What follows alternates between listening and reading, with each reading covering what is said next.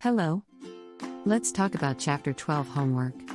Let's start with question 1. The beginning inventory was $12,000 and the ending inventory is $4,419. What entries are needed at the end of the fiscal period to adjust merchandise inventory? The first journal entry that we need to record is to move the beginning inventory to income summary. We do that because the assumption is that the beginning merchandise inventory has been used up and should now become an expense for the period. We record this entry by debiting income summary for $12,000 and crediting merchandise inventory for $12,000. The next step is to set up the ending inventory as merchandise inventory on the balance sheet. We do that because the ending inventory is related to purchases we have previously made and recorded them as expenses in our income statement. So we now need to move the expenses equal to the ending inventory to the balance sheet. We record this entry by debiting merchandise inventory and crediting income summary for $4,419. Are you ready for question 2? For question 2, we need record 5 different journal entry adjustments. We'll go through them one at a time.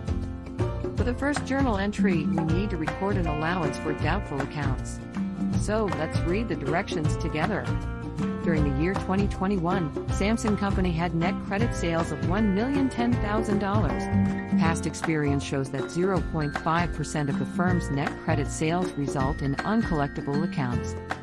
So we would multiply the total credit sales of $1,010,000 by the experience percent to get an estimate of how in total amounts we may lose because credit customers did not pay us. We would record that amount by debiting uncollectible account expense, which is an expense account, and crediting allowance for doubtful accounts, which is a contract asset account. Let's look at the next exercise. Equipment purchased by Park Consultancy for $25,520 on January 2, 2021, has an estimated useful life of 8 years and an estimated salvage value of $1,200. What adjustment for depreciation should be recorded on the firm's worksheet for the year ended December 31, 2021? What do we have to do? Step 1 is to subtract the salvage value from the purchase price. We then divide the Step 1 amount by the useful life and determine whether to book depreciation for an entire year or just a few months. In this case, it is an entire year because the equipment was purchased on January 2, 2021. We are now ready to record the journal entry by debiting depreciation expense and crediting accumulated depreciation. The next journal entry is a wage accrual of $5,100, which means that we need to debit wage expenses and credit wages payable. The last 2 journal entries require us to calculate payroll taxes and then record those entries by debiting payroll tax expenses and crediting the applicable liability account, such as Social Security tax payable. That now brings us to question 3. Let's read it together. On December 31, 2021, the notes payable account at Vanessa's Boutique Shop had a balance of $120,800. This amount represented funds borrowed on a 6-month, 5% note from the firm's bank on December 1st. Record the journal entry for interest expense on this note that should be recorded on the firm's worksheet for the year ended December 31, 2021.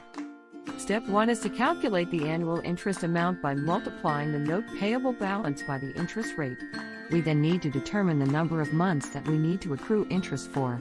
Please look at when the funds were borrowed. In Step 3 then, we divide the amount from Step 1 by the number of months from Step 2. We are now ready to record the adjustment by debiting interest expense and crediting interest payable. Let's now move on to question 4. The Artisan Wines is a retail store selling vintage wines.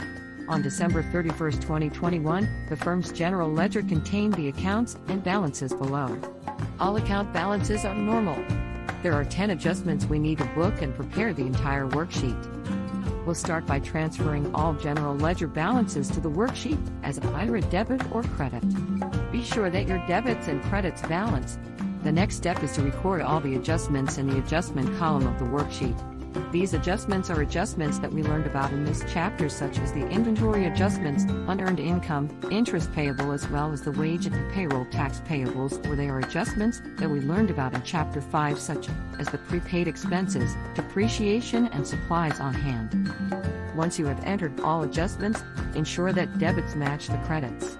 Now you are ready to move on to the adjusted trial balance and then complete the income statement and balance sheet. You did it. I hope this overview of your homework was helpful. If you are struggling with any of the homework exercises, don't hesitate to reach out to me.